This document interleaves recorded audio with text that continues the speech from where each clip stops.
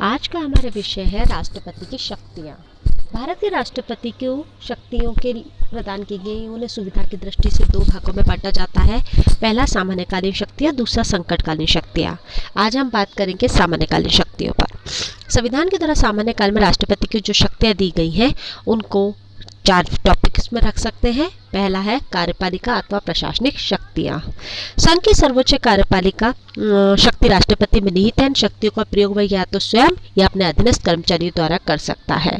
शासन का समस्त कार्य राष्ट्रपति के नाम से संघ की कार्य में निहित होगी। इसका प्रयोग संविधान के अनुसार स्वयं अथवा अपने अधीनस्थ कर्मचारियों द्वारा करेगा। महत्वपूर्ण अधिकारियों की नियुक्ति और पदच्युति। राष्ट्रपति संघ के अनेक महत्वपूर्ण पदाधिकारियों की नियुक्ति और प्रधानमंत्री की सलाह से अन्य मंत्री, राज्यपाल, उच्चतम न्यायालय, उच्च न्यायालय के न्यायाधीश, महालेखा परीक्षक, संघीय लोकसभा के अध्यक्ष, सदस्य, राजदूतों की नियुक्ति करता है और इनको उनके पद से हटाने का कार्य भी करता है।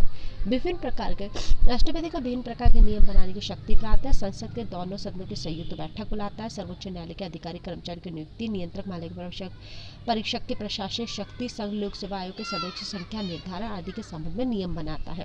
संघ की इकाइयों पर नियंत्रण की शक्ति। राष्ट्रपति को यह भी अधिकार प्राप्त है कि राज्य सरकारों को निर्देशित, नियंत्रित, समन्वित करे। समन्वित नीति राज्य के पारस्परिक विवादों के निपटारे के संबंध में परामर्श देने के लिए अंतर्राज्यिक परिषद का गठन करता है। अंतर्राष्ट्रीय मामलों में प्रतिनिधित्व। भारतीय संघ का वैधानिक प्रमुख होने के नाते राष्ट्रपति अंतर्राष्ट्रीय मामलों में देश का प्रतिनिधित्व करता है। विदेशों में स्थित भारतीय दूतावासों के लिए राजदूतों, कूटनीतिक प्रतिनिधियों की नियुक्ति करता है। सर्वोच्च सेनापति के रूप में राष्ट्रपति भारत की समस्त सेनाओं का प्रधान है, किंतु यह अधिकार का प्रयोग कानून के अनुसार ही कर सकता है। राष्ट्रपति को प्रधान सेनापति बनाकर संविधान ने सदैव के लिए निश्चित कर दिया कि सैनिक शक्ति नागरिक सत्ता के अधीन रहेगी।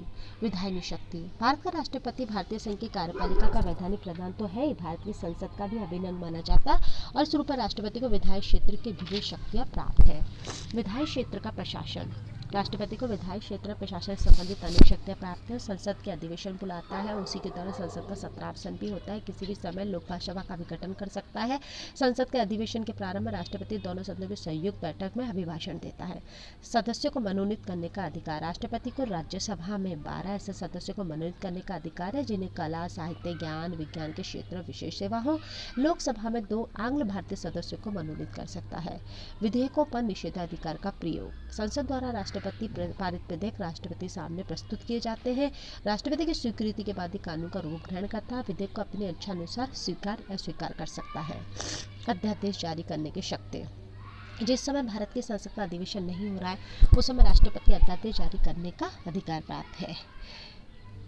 वित्तीय शक्ति। राष्ट्रपति को वित्तीय क्षेत्र में कुछ महत्वपूर्ण शक्तियाँ प्राप्त है। राष्ट्रपति प्रत्येक वित्तीय वर्ष के प्रारंभ में संसद के दोनों सदनों के समक्ष भारत सरकार के वर्ष की आय और व्यय का अनुमानित विवरण रखाएगा। उसकी अनुमति के बिना धन विधेयक अथवा वित्त विधेयक अनुदान की मांग लोकसभा प्रस्तावित नहीं की जा सकती। न्यायिक शक्तियाँ। किसी राष्ट्रपति किन्हीं अपराधी को क्षमा प्रदान कर सकता है, उनके दंड को स्थगित या कम कर सकता है। राज्यों से संबंधित अधिकार। राष्ट्रपति ने केवल केंद्रीय काल के समस्त भारतीय संघ का प्रदान। राष्ट्रपति को भारतीय संघ के 28 संसदीय क्षेत्रों में भी शक्तियाँ प्रदान की गई है।